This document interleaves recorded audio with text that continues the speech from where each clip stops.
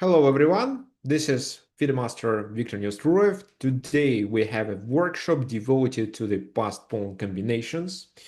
Please let me know whether the sound and video quality are good and everything works.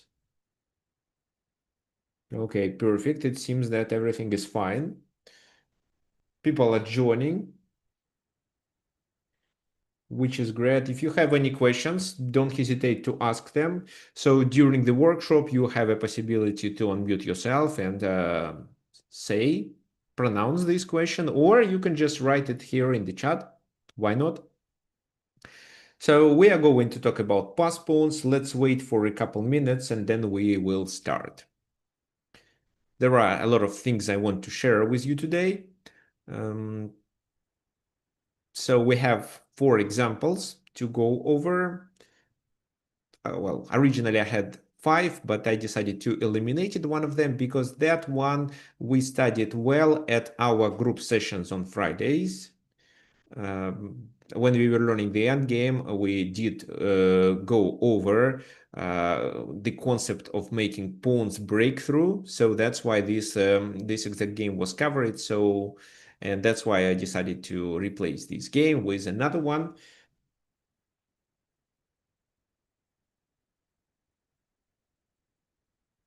Whose game was it between? It was the game between Gosta Stolz and Aaron Nimzovich. I think it's Gosta Stolz and Aaron Nimzovich. Yeah, like that. Okay, perfect. Uh, so people are joining. That's great. Yeah, I can copy it. Ah, you see it. I can paste it in the chat, but probably you see it already. This is the game I was talking about. Yeah, but at first we're gonna work with the game between Gary Kasparov and Michael Adams. However, before we start with the analysis, what I want you to remember. So we are talking about combinations that can allow us make a passed pawn. What type of combinations they can be? It can be combinations with your pawns, it can be combinations with your pieces, or it can be just a bishop attack of the base of the pawn chain, for example. We did cover how the bishop works well against pawn chains at our previous workshop 2 weeks ago. As for today, let's talk about first pawn breakthrough and then how pieces may help us.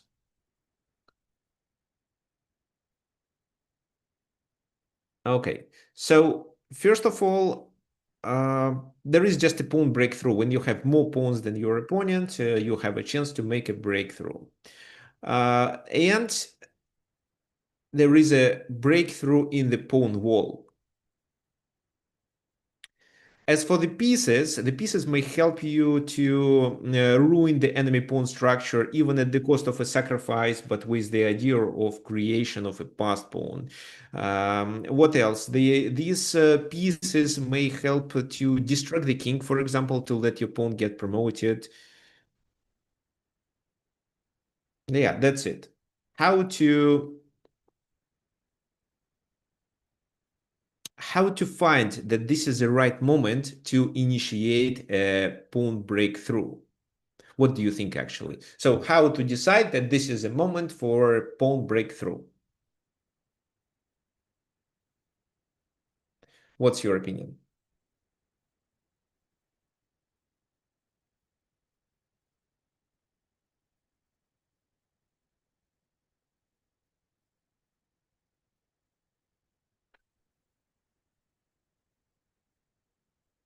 There is a pawn tension, probably, but so the most obvious situation is when you have a pawn majority.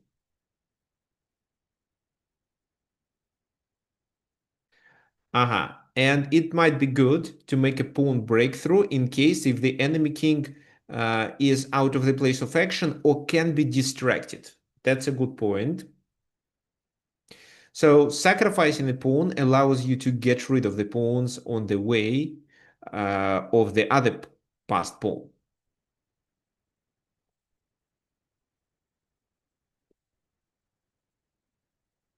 Yeah, if you can get a dangerous passed pawn. So basically, if you have a pawn majority, you can look for combination, even at the cost of a sacrifice of a pawn. If you can distract the enemy king, then let's look for a pawn breakthrough, because if so, you are very likely to promote the pawn. You can attack the if you have pieces, you can attack the enemy pawns with your pieces, and at a certain moment even sacrifice your piece to let your pawn to get promoted. But let's start with our current position. What do we have here? It's white to move. Well, it seems that Garry Kasparov has some issues. The knight forked his rook and pawn, at least. The c5 pawn is also vulnerable. So, what do you think Gary should do? Well, to be honest, in this position, he is not winning, but his position is good enough and he can at least fight for a draw. He made the position so complicated that Michael Adams made a mistake and Gary could have a chance to win, and he successfully realized his winning chance.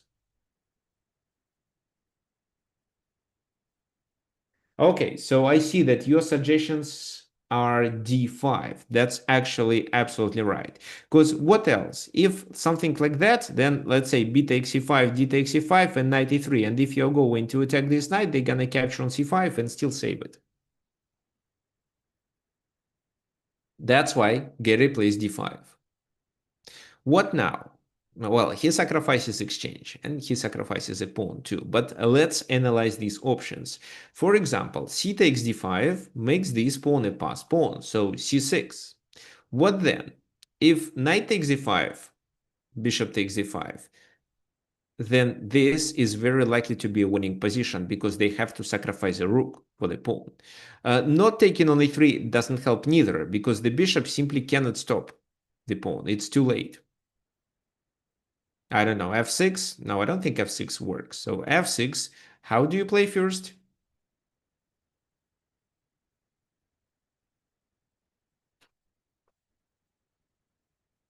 Bishop e6 check to not let them playing this move. So the king moves. And in this position, you just move your bishop. Yeah, you just move your bishop. And then c7, c8 still works. Rook e8 doesn't help. f5 doesn't help neither. They can take on g5, but look at these pawns. Who cares about it? Fine. So, yes, taking on e5 doesn't work. Maybe knight a5 and capturing this pawn that way was a good move. Well, then we can save it. And we also cover the c8 square. However, they may do this, bishop takes, and then they continue with rook c8 move. What's your opinion? How white should play here?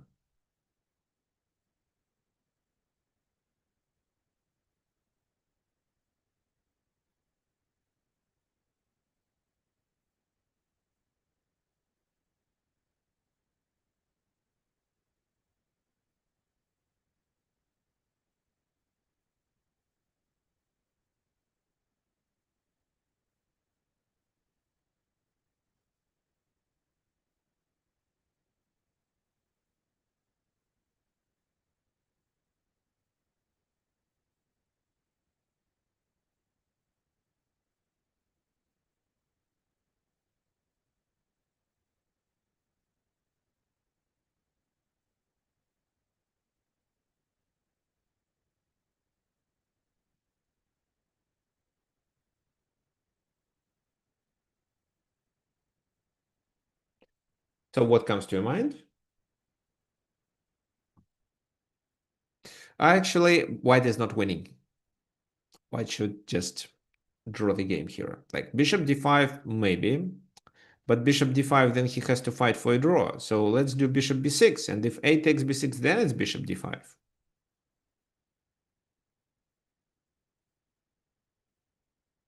Rook c5, let's say f4.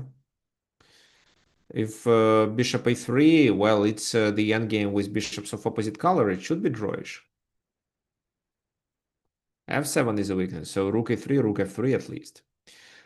So it's gonna be a draw. If they take on c6, I think it's this, and then d5 is vulnerable, so it's still a draw. This is how, with knight a5, Michael Adams should get a draw from here. But he took on e5. Well, so again, he should take, and after c6, he should play knight a5. That was his best strategy. But he took on e5 first, and I cannot say that this is a significant mistake, but starting from here, he has to play accurately. And this is where even a very, very strong grandmaster may already make mistakes. What's your opinion? What black should do in this position to avoid problems and not lose the game?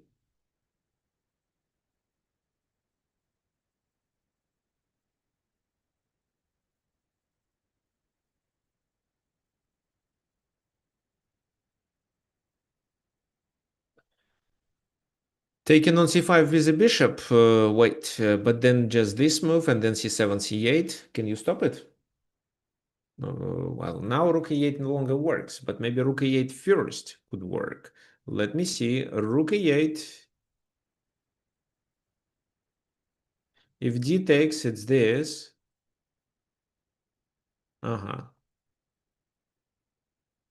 Well, okay, so I just moved the bishop. It's not a big issue.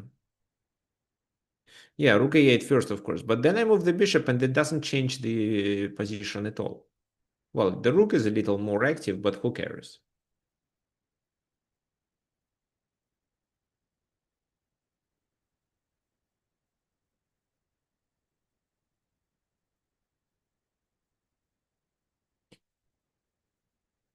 The move that I wanted you to find, well, Michael Adams played that, and that was already a mistake. What he could do was actually this, stopping this bishop. Here you may argue and say that, well, there is en passant move. Yes, there is, but then the bishop is hanging, so the bishop must take. But after the bishop takes, it's possible to play bishop d6. Well, not now. For example, this, and after c6, it's bishop d6. But the best move is actually this, king moves, and then c6, bishop d6, and bishop d5. And this is where I think black wins.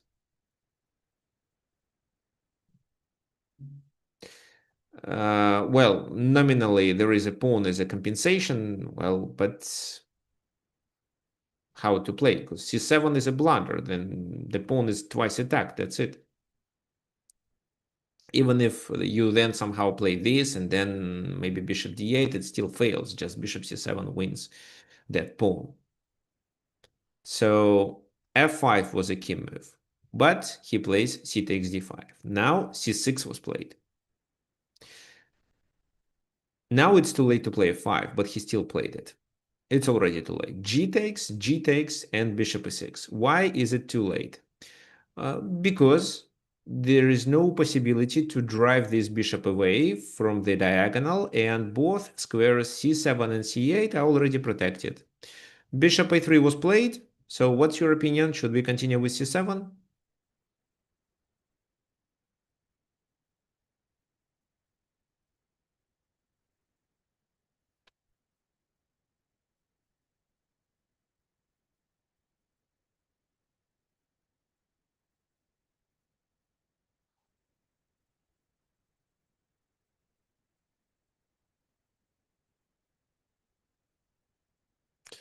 Well, okay, so yes, we should.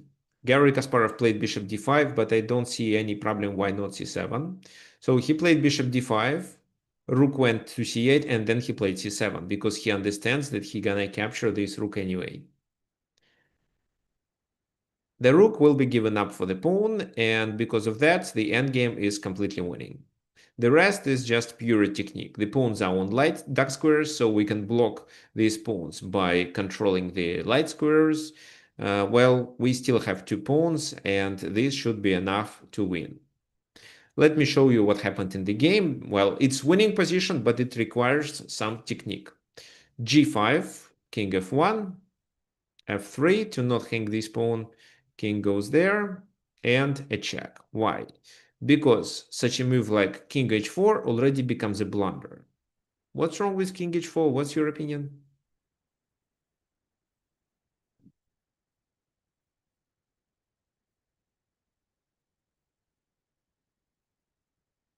Yeah, it's king g2 and bishop g3. So this is what you see. Perfect.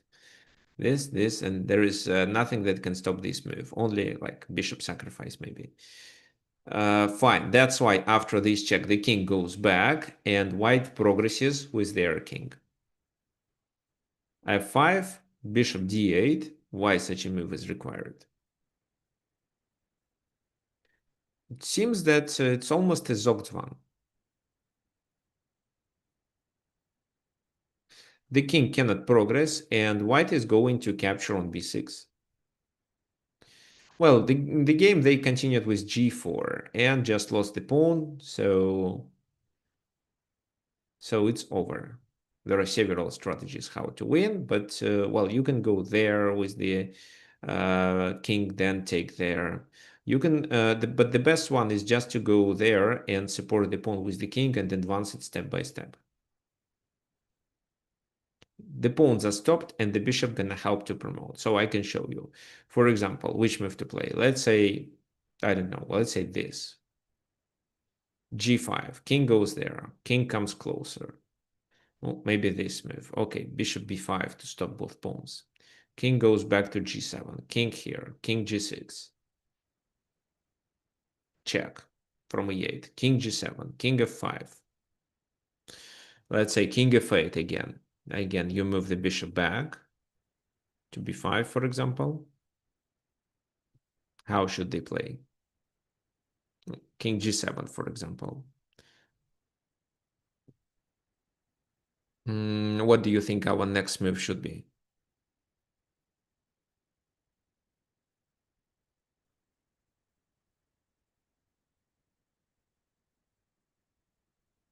Bishop f6, fine. If this move, we are not required to play this right away. We can just continue with that. We still control the dark squares.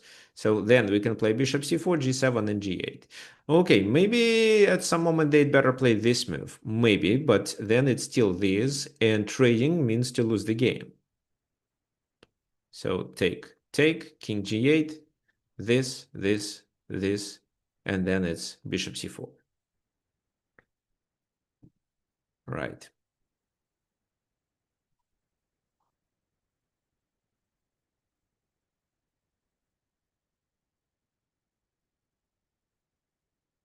Even if we took with a pawn and the queen in square was dark, it's still winning.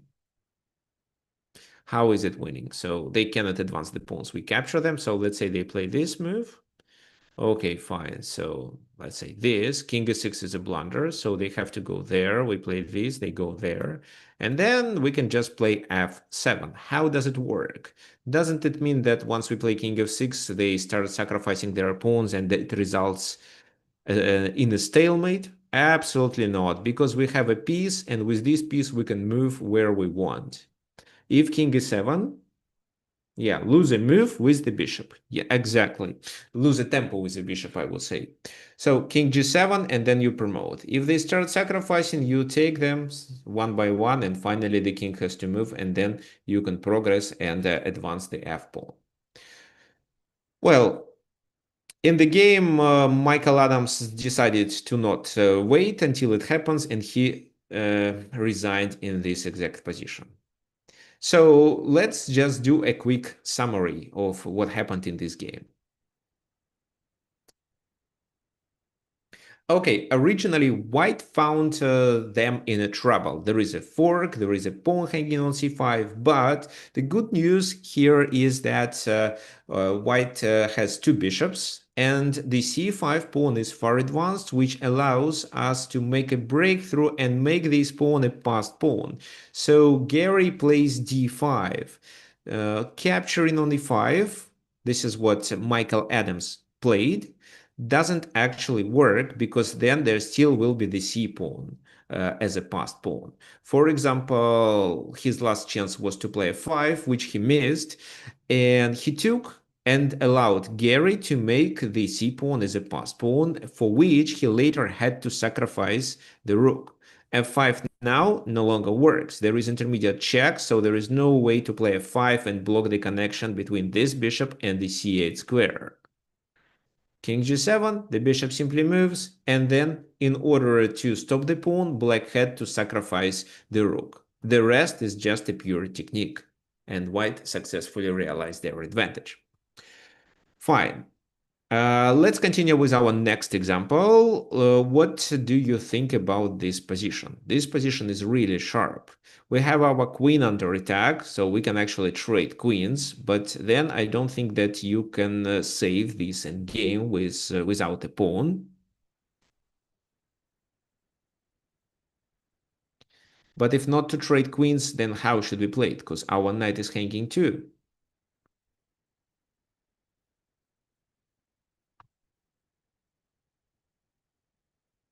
Does white have any passed pawns? Not at the moment, but maybe there is a chance to create. What's your opinion?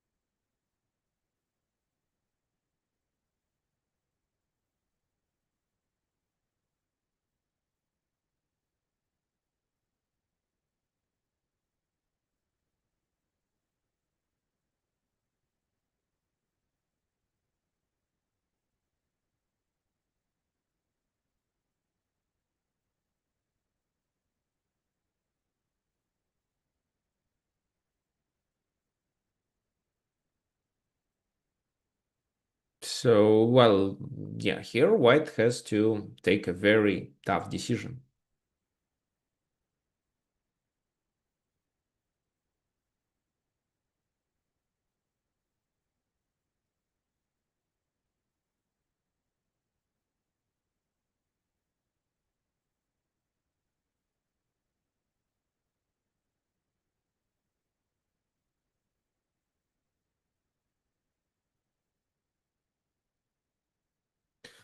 Okay, what we have? Queen c6 as an opportunity. Interesting. Queen c6, but queen c6 means that they can play knight f1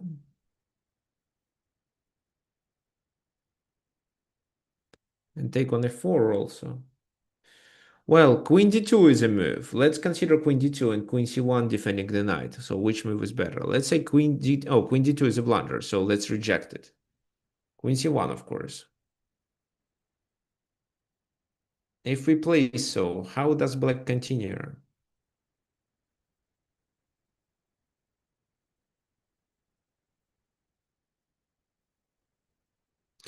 Well, I think it can be like that, attacking on f2.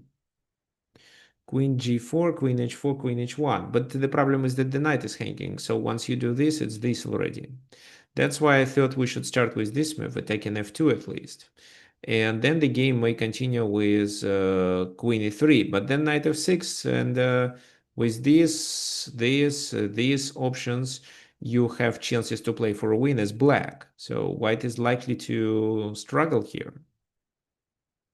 That's why let's go over this line, queen c6, because queen c6 already allows us to make a passed pawn. And if they take our knight, we take their knight, which is great. So the number uh, of pawns will be even then.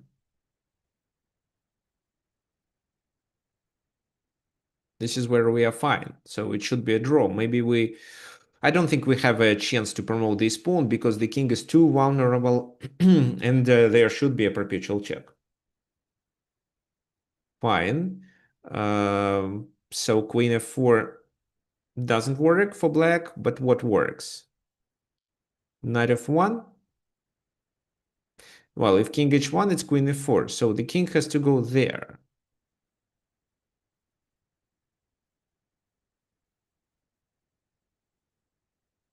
Now queen f4 fails. For example, check here, take on f1, and if queen d4, it's just queen f5, winning this pawn and getting at least. Oops, there is a back rank mate. Sorry. So it's a draw because how to play? If g6, it's queen f7. If king moves, it's a repetition. So that's why it's a draw after queen f5. So that's why they cannot take it.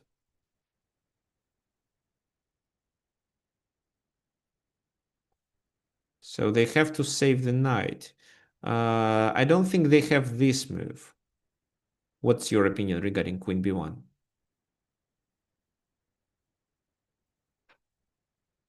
Am I threatening anything with such a move?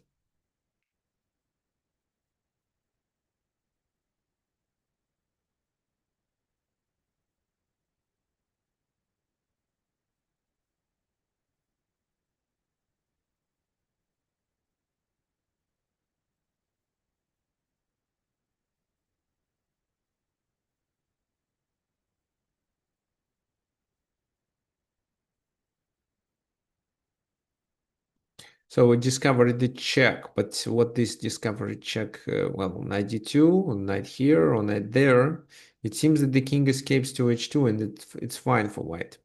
Queen takes b4 is a threat, so like knight d2, queen b4, yes, but white can react with a check and then take on b5, attacking there, so the knight has to move.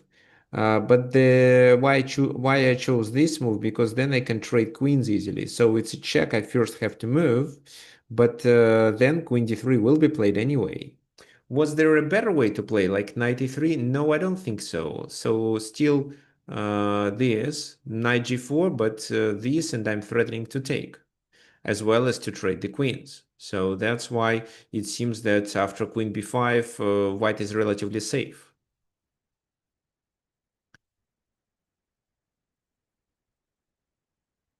That's why they should play knight d2 right away. This is the only available square. The knight is hanging. So what's your opinion? How white should continue then?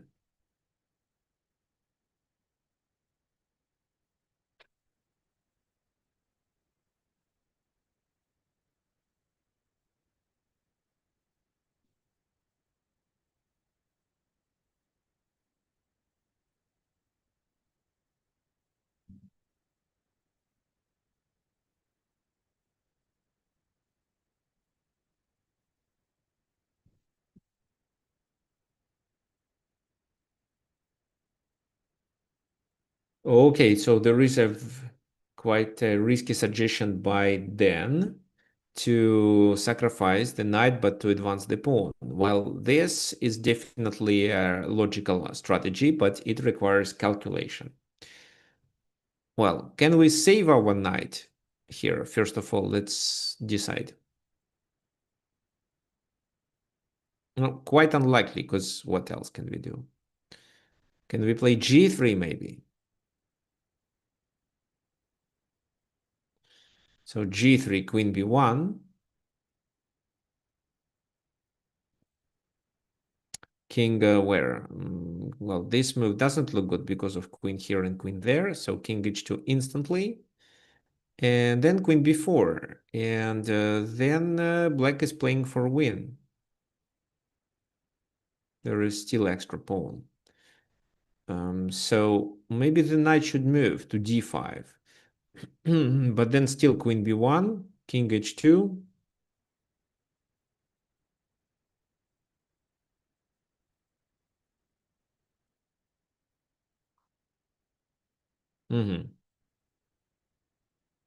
Okay, maybe there is a better move. No, I think queen b1 is a must.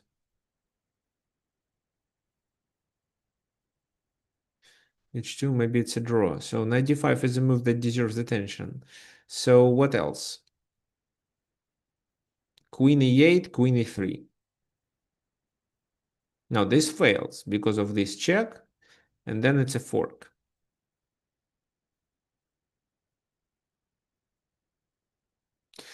In the game, it was played d5, exactly like Dan suggested. And then the game ended in a draw. Why? So why is it possible to sacrifice? First of all, this isn't dangerous. So king h2, knight f1, and the maximum is just a repetition. Knight g3, king h2, so the same story. Uh, Queen f4 is the only line that requires analysis. But I'm sure you understand that the idea here was to continue with d6. And how to stop this passed pawn now?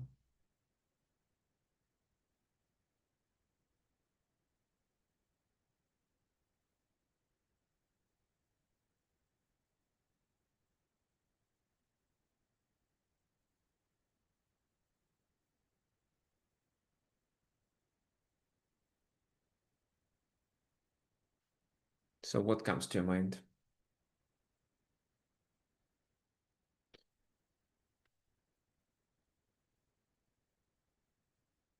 Does knight e4 help?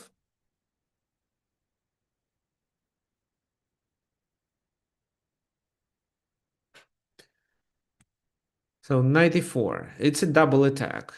There is a check on c8 and the pin there, but I don't know if it's enough. So let me see. So this pin, but then they can play f5 or g6.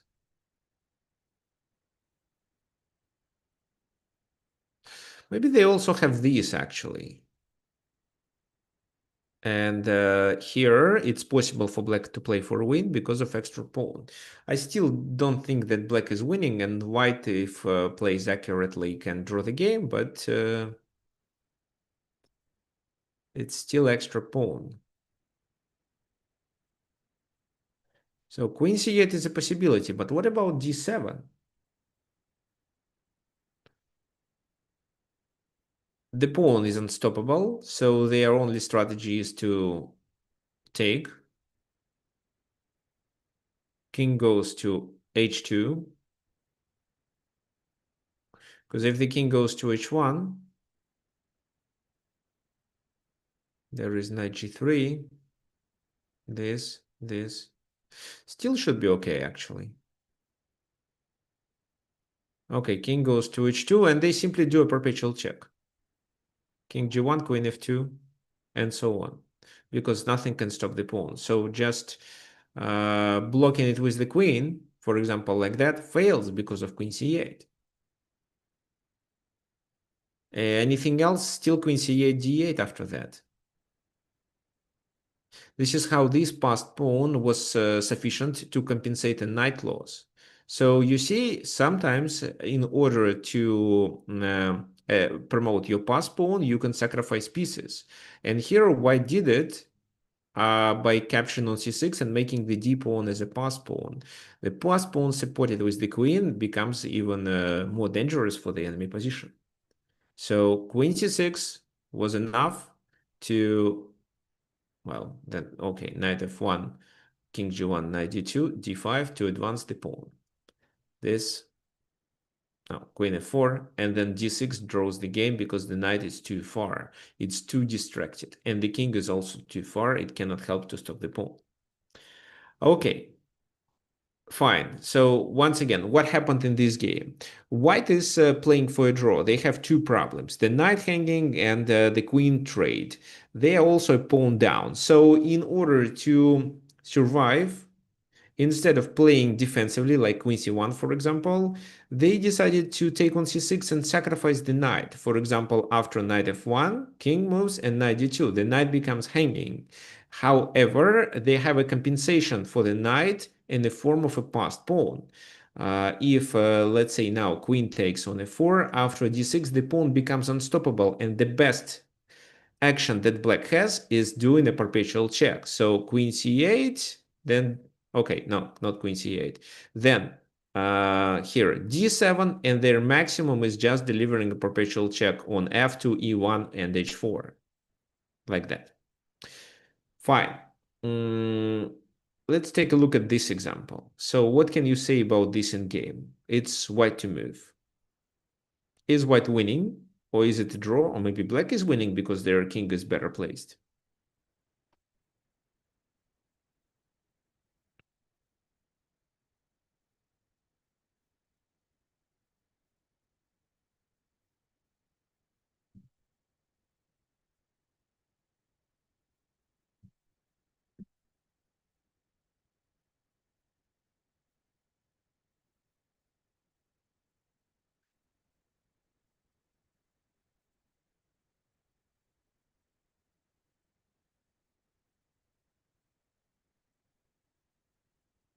Okay, so then suggest a plan of rook d2, d8, and f8.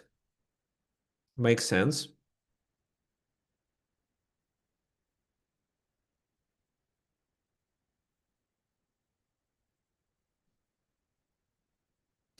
So rook d2, how they have to play?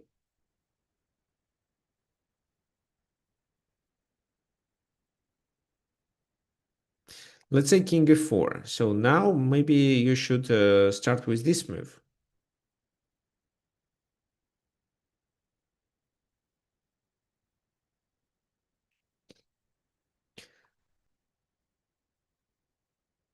Then this, rook e6. Well, black is 2 pawns down, but what can you say about this position? Maybe black activity is enough to draw the game?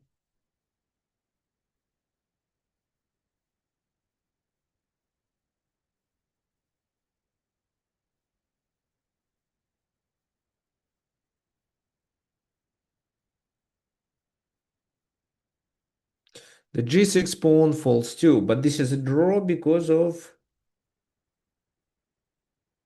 rook c1. Thanks, Erosh.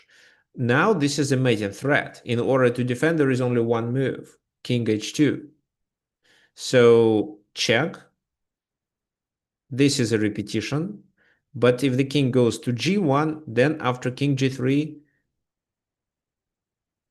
then it's rook g6 check. Oh, okay. So let's repeat the position once again then. So it's either a perpetual check or a permanent threat of playing rook h1 checkmate. So that's why you cannot take the pawn on e6. The king's activity decides the game and allows black to draw. What else? Moving there still means the same. So it seems that this is a wrong move. Maybe this move should be played first. But what does it change? They can just move the rook on the third rank. So white actually understood that the position is drawish. And they played at on the one hand the stupid move, king h2, but on the other hand, this move created a cunning trap. What, in your opinion, is the most logical reaction by black?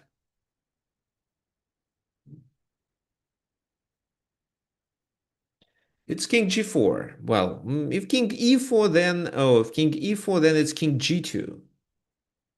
But king g4 is logical. However, the king is now what? Almost trapped. So, okay, I'll let me give you some time to think of how white should continue. So I see that there is a 5 suggestion in the chat, but I'm sure you need to calculate it. What in your opinion is the black's reaction against f5?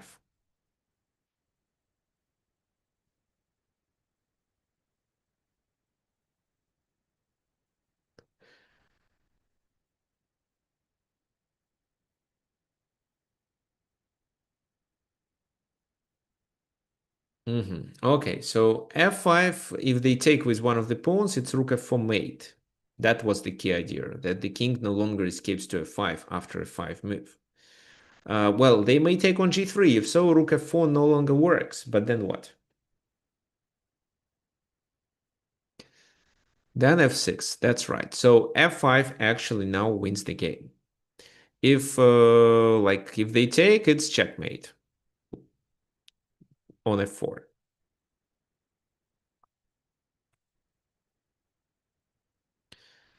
If they play what? Rook c4, to stop rook f4, then it's f takes g6 and the pawn is promoted. Once the rook goes to stop it, it's rook f4 checkmate.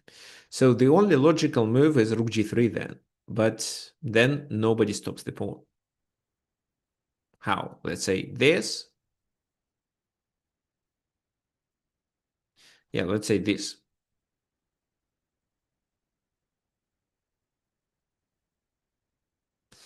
Should I play f7 right away?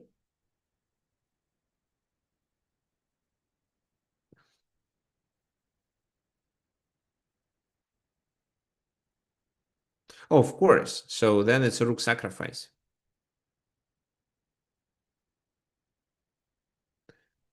Yeah, this is winning. There is even no stalemate. What else they can try? They can try to keep checking, but it seems that after king f1, there are no checks and there is no way to stop f7 and f8.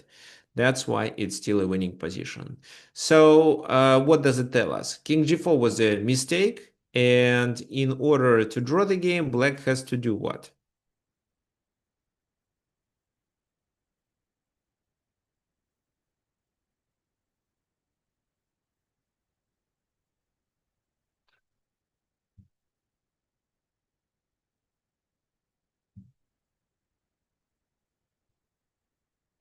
Just keep the rook on the third rank. Rook a3, rook b3, rook a3. Doesn't matter, but king g2. If only this move is played, then king here can be played. Because this means losing a pawn with a check, after which it's possible to take one more pawn. So, for example, where if the king goes there, then you can take the h4. Maybe you don't have to. Let me see.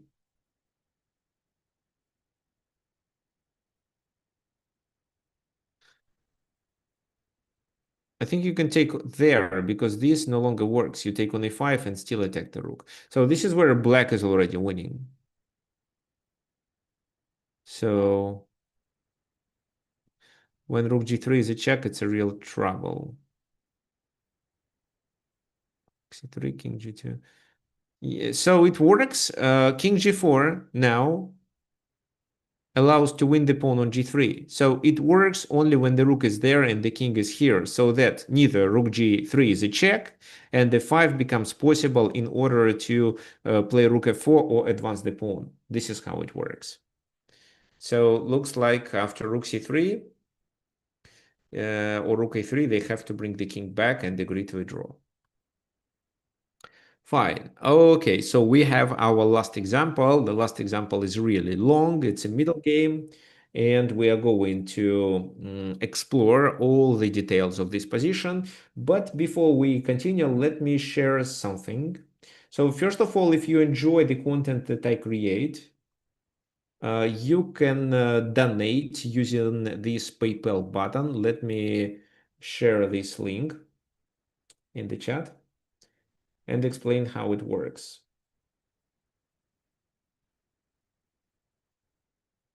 So this is a button. If you have a PayPal account, then you can enter the amount you want to donate, then click PayPal. It redirects you to your PayPal account. You have to enter and then with your login details and then send money automatically to my account.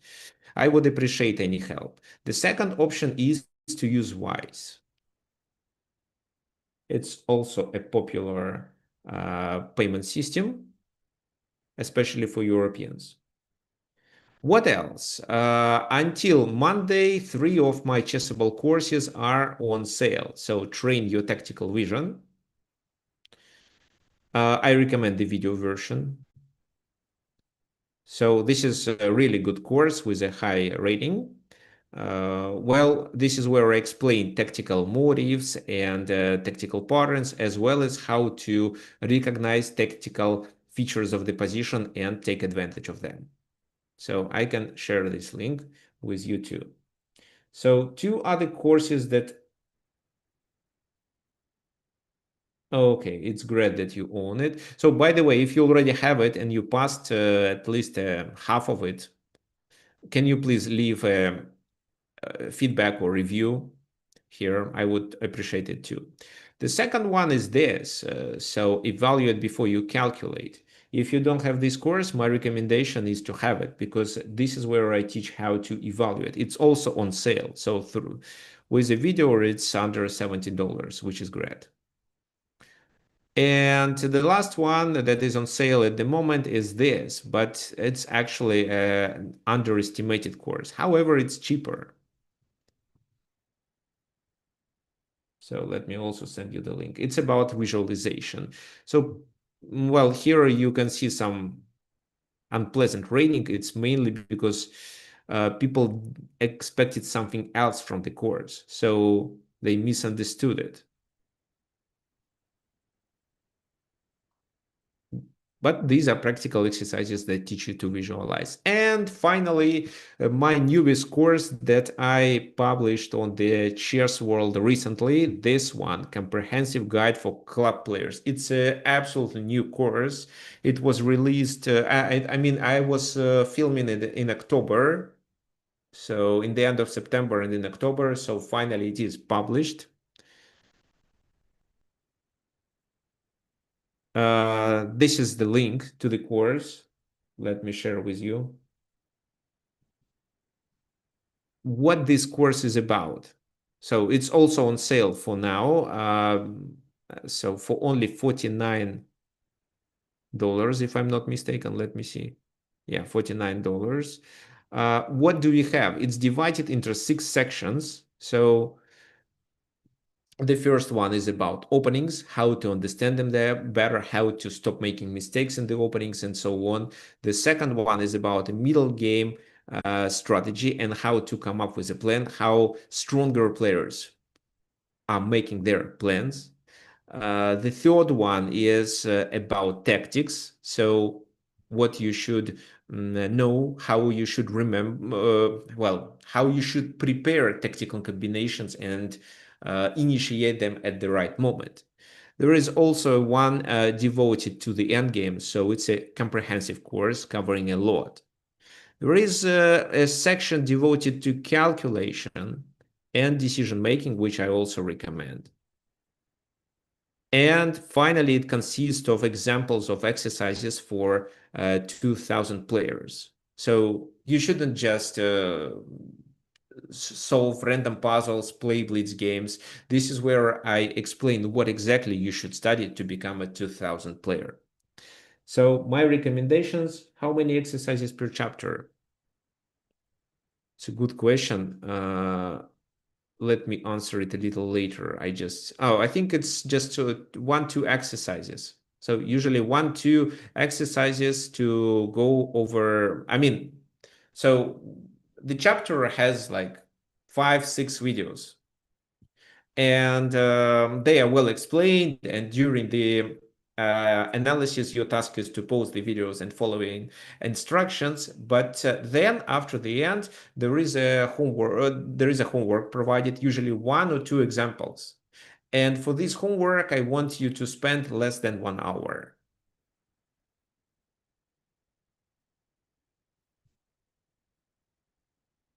So some consist of 2, some consist of 1. For example, in the opening foundation, your task is to look at the game and figure out where grandmasters made their mistakes and try to fix these mistakes. Okay, let me share this link with you. Fine. And now we go back to our analysis. Oh, by the way, those of you who don't follow me on chess.com, my recommendation is to do it, because recently I published quite an interesting post regarding tactics and why we can easily solve puzzles, but we cannot find them during the real game. So, well, it's easy, right? When you have a puzzle on the board, most likely you solve it.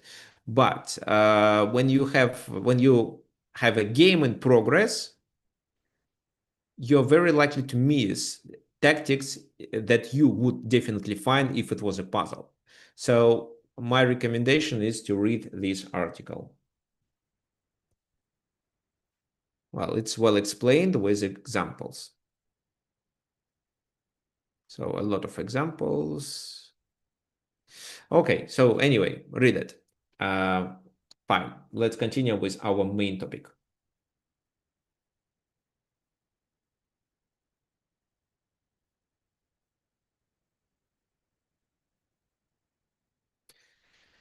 Okay, what do we have in this position? This is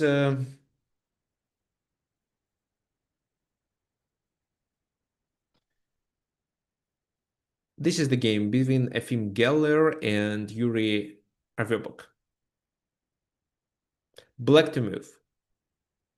I'm sure you understand black has advantage, but can you please explain what exactly advantage black has? Because of what?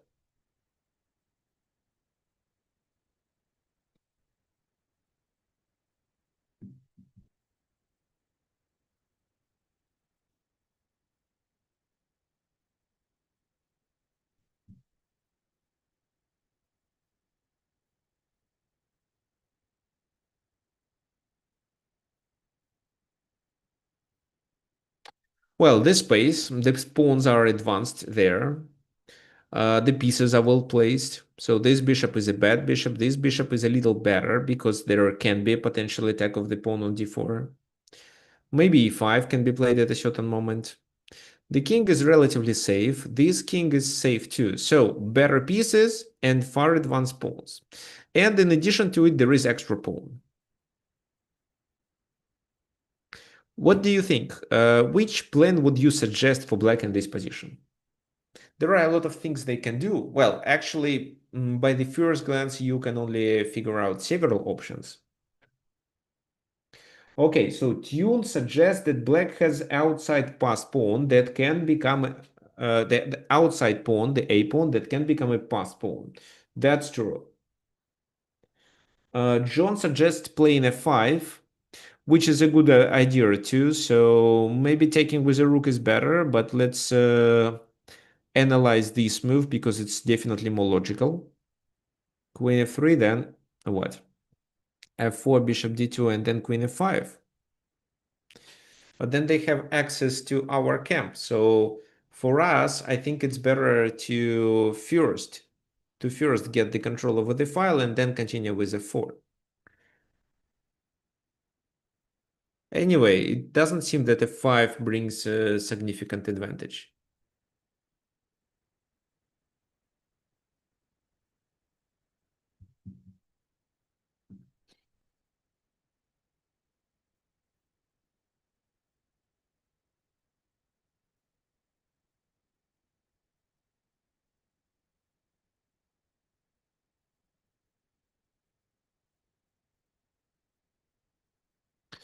Bishop f8, a3 suggested by Dan. Looks like a possible plan, maybe a bit slow. And error suggests b4. Okay, I think b4 is a nice move. Why b4? Because this is how you are going to undermine the pawn chain. So if they take, they lose on d4. So bishop d4, rook d4. And then this is a weakness, this is a potential target, and you have better pieces placement. Also, even this. So maybe they can play rook g2, but then you can trade and you have passed pawns. So d4. Here you can combine the idea of advancing the d pawn or the c pawn if you want with the attack on the enemy king using light squares. So that tells us that c takes b4 is definitely a mistake. That's why white decided to do a counterattack with f4. Because they threaten to take, this becomes a pass pawn, it's better to capture. Bishop f4, and what then?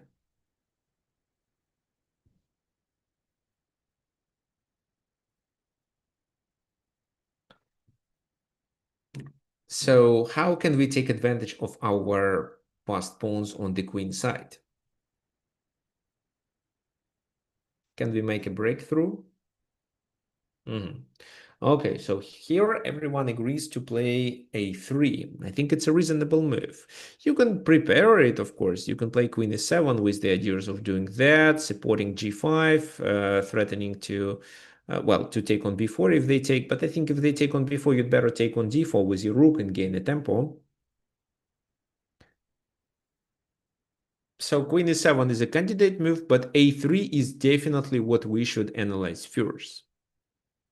But, well, obviously, if they take on b4, then rook d4, and that's all. Maybe you can play rook a2, or maybe you can just take there and then make your bishop more active. For example, what? Queen e3, let's say. You take, they take.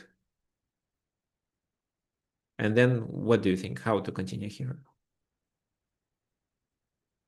Yeah, obviously. Well, rook d3 seems to work too, but rook f4 is just the most simple decision because it's a check. And then once queen takes, you take the enemy rook for free. Well, they can take on h6, but I don't think it should bother you because there is a check. And then you can trade the queens if the king goes to the second rank, after which the position is completely winning. If he goes somewhere else, like that, there is this check, or well, and there is also queen g3, so it's completely losing. So, for example, this, this, and if they go there, this time bishop d4 wins the game.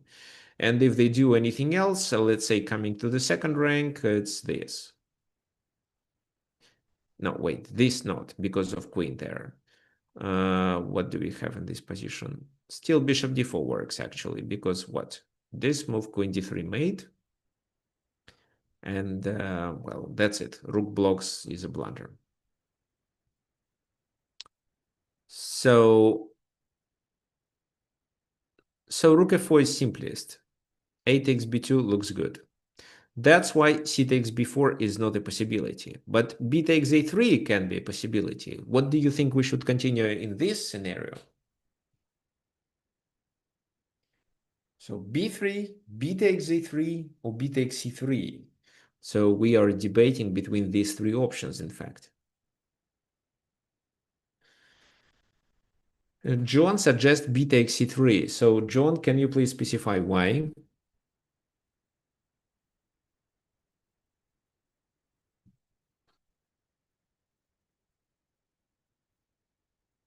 Breaking down the pawn structure and weakening the d4. That's right. So if you choose which one to take, you'd better take this. Even if it double your pawns, it allows you to win the pawn on d4.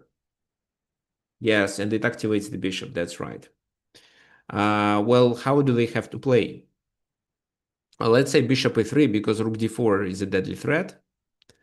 And then you can continue with rook b8. For example, if they play queen c2, what comes to your mind?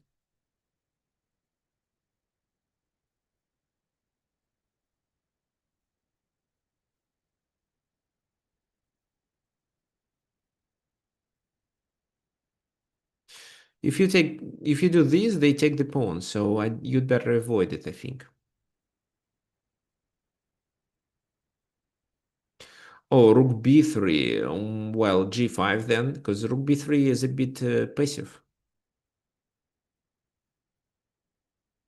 On the one hand, you defend the pawn and attack a3, but in fact, nobody cares about the pawn on a3. It's very unlikely to become a dangerous pawn. How many tempi does your opponent have to spend on it?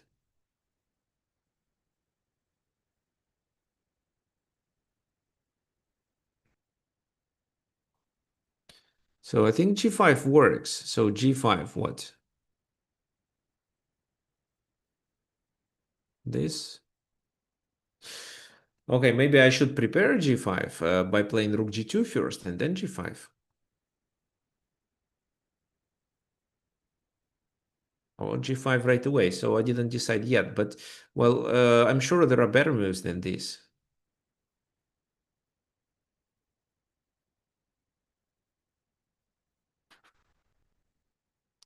e5. Well, I thought about this move, but you attack g4, that's right. But let's say d takes, queen takes, rook g2. Now they want to take on h6. So check, queen blocks. And how to win?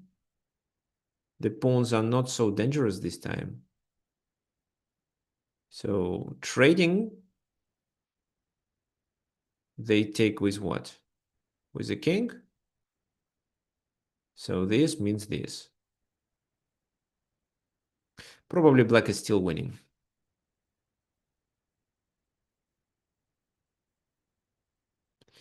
Yeah, black should be still winning. So e5 may work. What I suggest is bishop d4. And now if this, then this works well.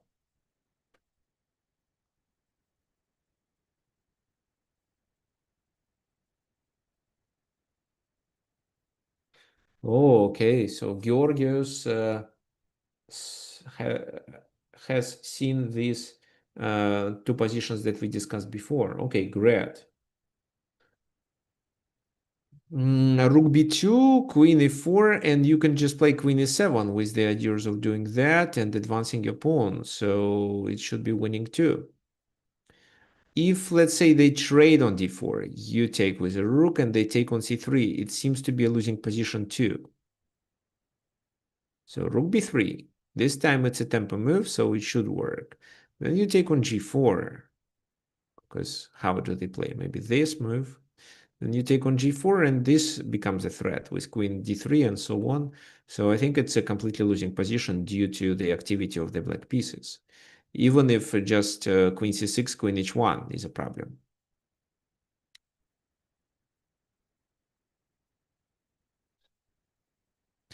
Okay, so queen c2 doesn't work.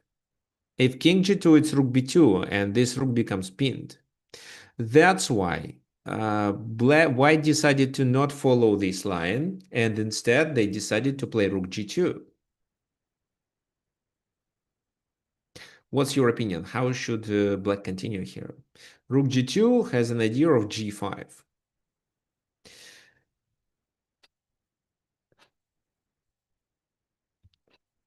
So here we shouldn't underestimate the white's attacking potential.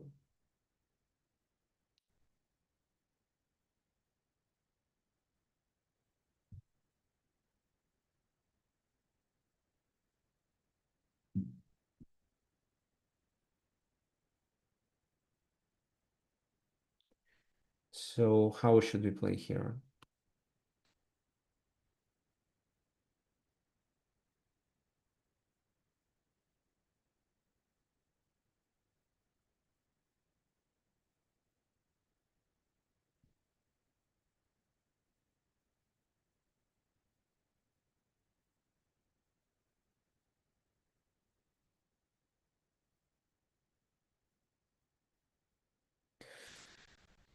So there are two suggestions, to take on b2 and to play e5. Well, let's see how e5 works. So e5, let's say g5. Takes. No, looks like it's a problem. Maybe g5, h takes. But then bishop takes and bishop f6 is a serious threat.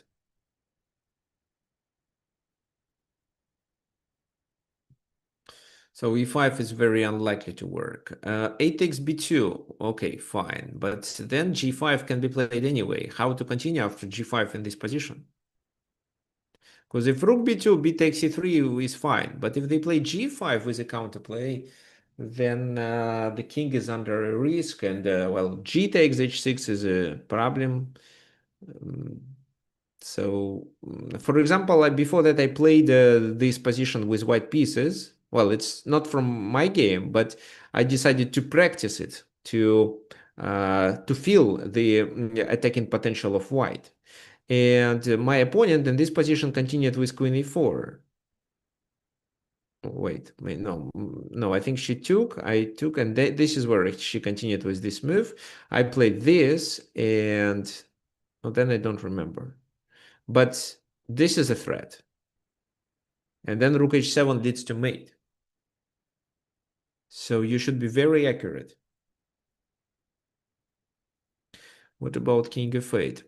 Okay, rook f5 is a move also. Okay, let's see how rook f5 works. So this, then what? This is still a pin. How to save? Because if you try to add pressure, there is a check. King moves, and then they continue with what? With this move.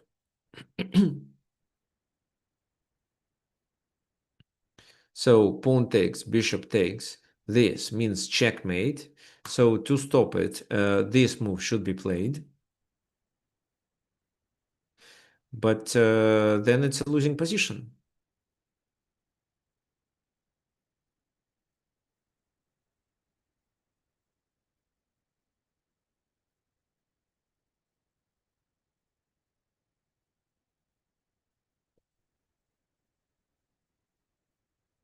Also, after, let's say, queen d6, rook g7, king moves, there is this move to defend it. Maybe not the very best idea, but still seems to work. Okay, fine. Well, there is later in that tactical after bishop f6. Okay, so g5. King f8 was suggested by Dan. G takes. Then what? Bishop h8. But then it's h7, and there is this move, and there is also this move.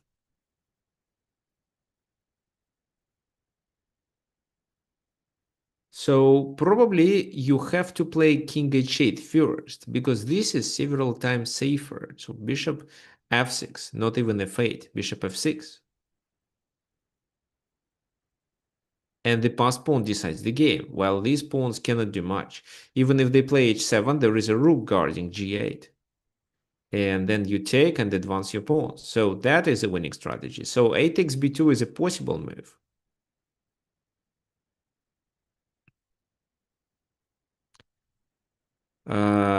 What did happen in the game? So here, Yuri Averberg decided to avoid complications and played simply this move to stop g5. So now g5, h takes g5, it's protected enough with two pieces. If h6, what's the purpose of h6? So if now bishop h6, they can continue with what? With rook h2, or maybe with bishop f5 first and then rook h2. Yeah, to avoid these problems, it's even a winning position anyway. Queen f6 can be played, and if they take there, we can take there. Because there is a pin. The game continued instead of g5 with queen e3, queen f6 a pin, king moves, and finally a takes b2 was played. So now rook takes b2 is a blunder because after b takes e3, this pawn is vulnerable. And black is winning because of several extra pawns. That's why g5, h takes g5. Well, taking with the bishop on g5 is a mistake. Then b takes e3, the d4 pawn falls. h6 never works.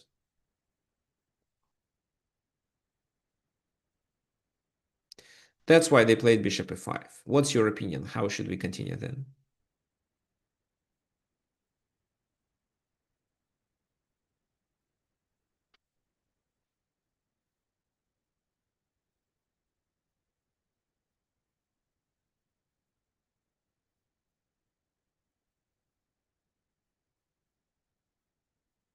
Should we move the queen to f5? What do you think?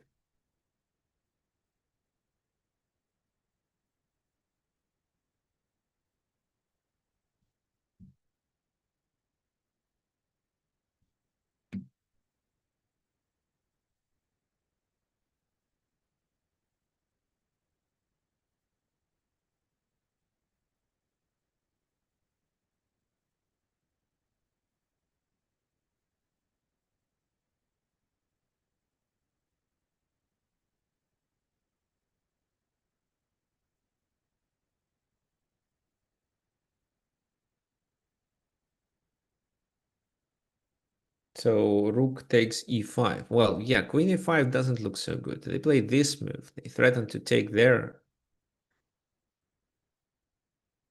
Maybe you can do b1 equals queen and replace one queen.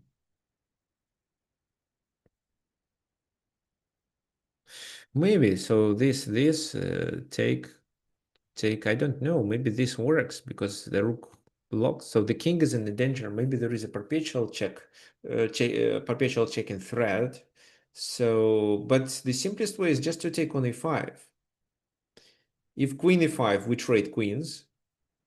If pawn takes e5, how should we play? Because rook g5 becomes a threat.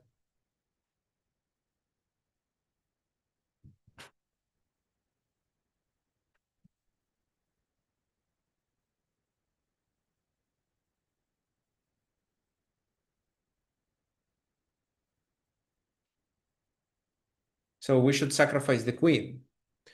Right, we should sacrifice the queen. Well, they take it. Bishop takes. If rook e5, it's b1, but there is rook g5. And doing this move is a mistake because they can continue with what? With this move first. No. Actually, I still believe it's winning. H6. Okay, so king h7 instead was played. So black is down the whole rook.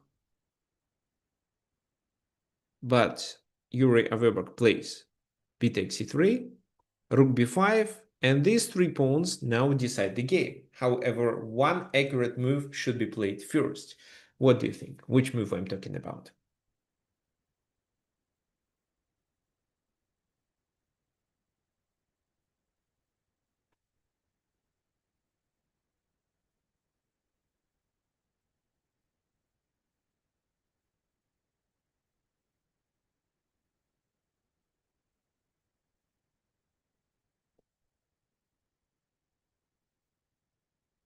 Okay, so Dan suggests c2. Let's go over this line. Rook b2, rook d1. Then what happens? Well, it's hard to suggest a good move. They take there, and this position, is it a winning position? It should be. So the rook goes there. Yeah, black should be winning, but they played a better move. Then also rook d2 was suggested.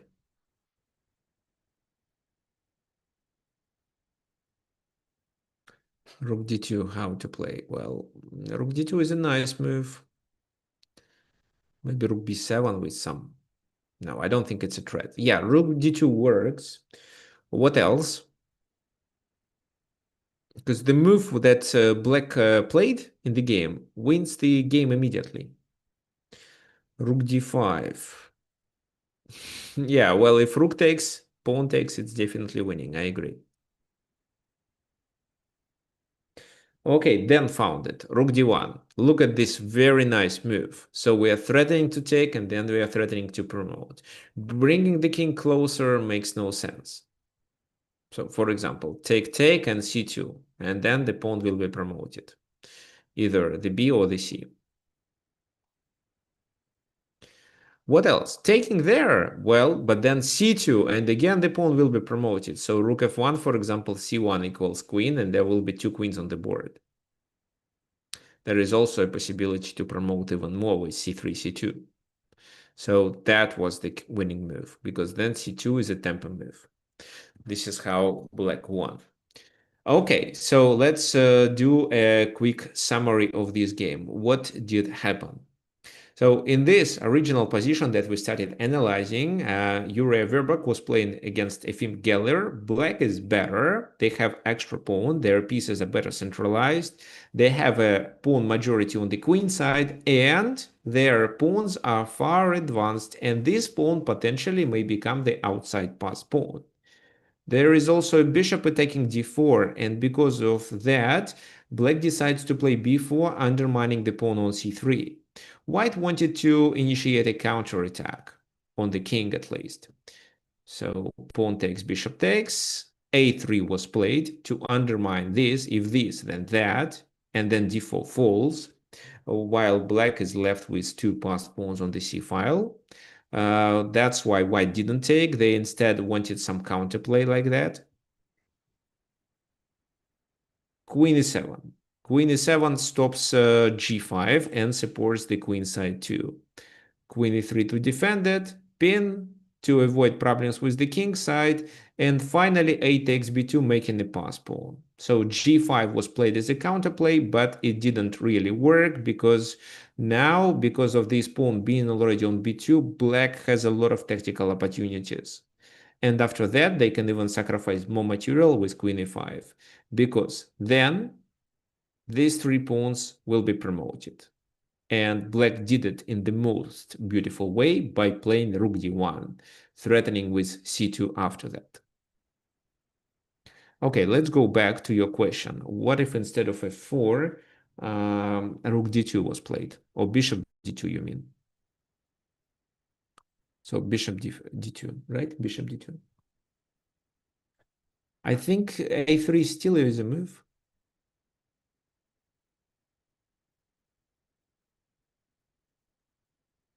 Wait, is there this move? Take, take. Then, well, yeah, we still have 1, 2, 3. So rook d2. Yeah, bishop d2 was a blunder because of bishop d4. But I think that this works too. So take, then we can take on c3, and then take on d4. So I believe it's winning because this pawn is more dangerous and the black pieces are better centralized. They have the file open. So you can choose. I would choose probably bishop d4. It's, in my opinion, the most simple way. Okay, so what I ask you to do is to pay attention to your pawns, especially if you have a pawn majority, because a pawn majority is a really good opportunity to create a pass pawn. And of course, you can do it in the form of a breakthrough, especially if some of your pawns are already far advanced. Or it's difficult for your opponent to block that pawn that becomes a pass pawn after a breakthrough. For example, like we saw in the Kasparov's game, where this c8, both the c7 and c8 squares were protected by the bishops, and black couldn't stop it. Okay, fine. Do you have any questions for today?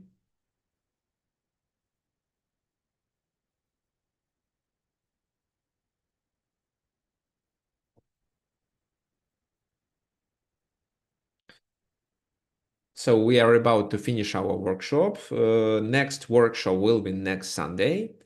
The recording will be sent tomorrow if you're interested. And please do not forget about that sales that I announced during the workshop. So, okay, Armand joined us, but we are about to finish the class because we started 1 hour, 20 minutes ago. So let's finish for today.